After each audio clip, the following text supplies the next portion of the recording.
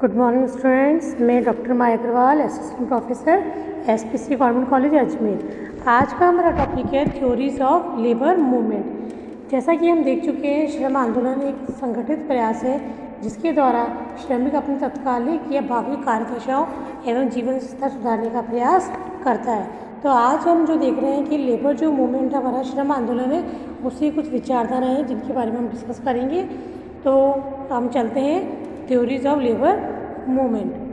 तो सर्वप्रथम हम देखेंगे जो कार्ल मार्क्स है, उन्होंने जो हमें विचारधारा दी है उसका नाम है क्रांतिकारी विचारधारा, या हम कहें कार्ल मार्क्स की विचारधारा। क्योंकि जो कार्ल मार्क्स है वो इस विचारधारा के जनक माने जाते हैं। सर्वप्रथम ये विचारधारा अस्तित्व में आई थी। उनका कहना था कि जब औद्योगिक क्रांति की शुरुआत हुई, औद्योगिकरण बढ़ने लगा, तो श्रमिक और नियोक्ता पूंजीपति वर्ग दो वर्गों बन गए।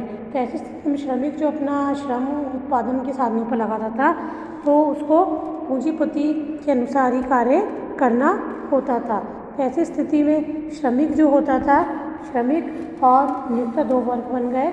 और श्रम संघ को क्रांतिकारी विचारधारा के हिसाब से अगर हम देखें तो श्रमिकों के हितों को संरक्षित करने के लिए बनाया जाने वाला एक संगठन माना गया है।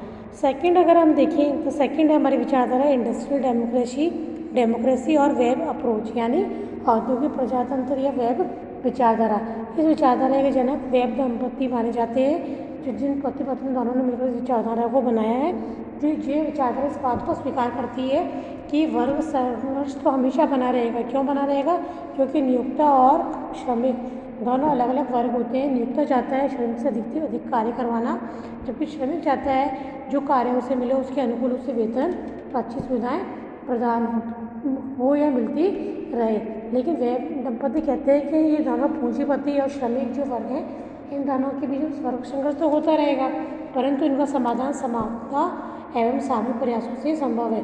क्योंकि जब तक पूंजीपति वर्ग और श्रमिक एक दूसरे के कार्यों में संतुलन नहीं बनाए के रखेंगे, आपसी सौदागरी शक्ति जो सामूहिक भावना से अगर कार्य नहीं करेंगे, मिलकर आपसी विचार विमर्श से कार्य नहीं करेंगे, तो उनको लाभ होना असंभव प्रतीत होता है। तो इसलिए वेब दंपति मानते थे कि श्रमिकों को और नियोक्ता को अपनी विचारधारा में विचार में क्रांतिकारी परिवर्तन करना चाहिए, तो दोनों को मिलजुल कर आपसी समझ से या आपसी सौदेगारी शक्ति से किसी भी प्रकार के कार्यों के लिए समस्याओं का समाधान करने का प्रयास करना चाहिए। इसी तरह से अगर हम देखें तो अगली जो हमारी विचारधारा है वो है बिजनेस अप्रोच। बिजनेस अप्रोच विचारधारा क्या कहती है कि जो श्रमिक कार्य करते हैं, तो श्रमिक जो श्रम संघ में कार्य करते हैं, उनका उद्देश्य ये होता है कि वे श्रम शक्ति का प्रभाव बढ़ाते हैं। क्योंकि श्रमिक संघ जो कोई भी संगठन से सदस्यता ग्रहण करते हैं, उनका मुख्य उद्देश्य होता है कि श्रमिकों को उचित मजदूरी मिले, उनके वेतन भत्तों में बढ़ोतरी हो, इसके साथ उनको अच्छी कार्यदशाएँ मिले, जिससे कि उनका जीवन स्तर उन्नत हो पाए। तो इस प्रकार जो श्रमिक आंदोलन इस कारण से जो विचारधारा है ये बताती है कि श्रमिक अपने इस उद्देश्य को पूरा करने के लिए श्रम संघ में अपना योगदान देता है, उसे सक्रिय सदस्यता भी ग्रहण करता है। इसी तरह से अगर हम देखें तो फोर्थ हमारी कॉन्सेप्ट है सोशल साइकोलॉजिकल विचारधारा, यानी सामाजिक मनोवैज्ञानिक विचारधारा। इस विचारधारा को बनाने का श्रेय प्रोफेसर रॉबर्ट एफ ऑक्सी को जाता है, जो कि यह कहते हैं कि केवल आर्थिक कारणों से ही श्रमिक आंदोलन का जन्म नहीं हुआ है, बल्कि श्रमिक ये मानते हैं कि श्रमिक क्योंकि समूह में रहता है, वह समाज में रहता है, तो उसका कुछ इच्छाएँ होती है, वे सामाजिक प्राणी है। तो वह जो कार्य करता है, श्रमिक वो चाहता है उसको सामाजिक सुरक्षा मिले। श्रमिक ये चाहता है कि जहाँ वो कार्य कर रहा है उसे अपनत्व की भावना मिले, उसको महत्व मिले। तो ऐसी स्थिति में सामाजिक रूप से वो जो समाज से जुड़ा हुआ है, समाज के लिए वो कार्य करता है। तो ये विचारधारा इस बात पर जोर देती है कि श्रम संघ जहाँ कार्य करते हैं वह उनकी मानवीय आवश्यकताओं की संतुष्टि के साथ साथ उन्हें अपनत्व और प्रेम की भावना का भी महत्व दिया जाए। क्योंकि जहाँ नियोक्ता अपनत्व प्रेम की भावना से मिलकर कर्मचारी से व्यवहार करेगा, वहाँ पर अच्छे श्रम संघ पाए जाएंगे और उनके श्रम संबंध भी आपस में मजबूत होंगे।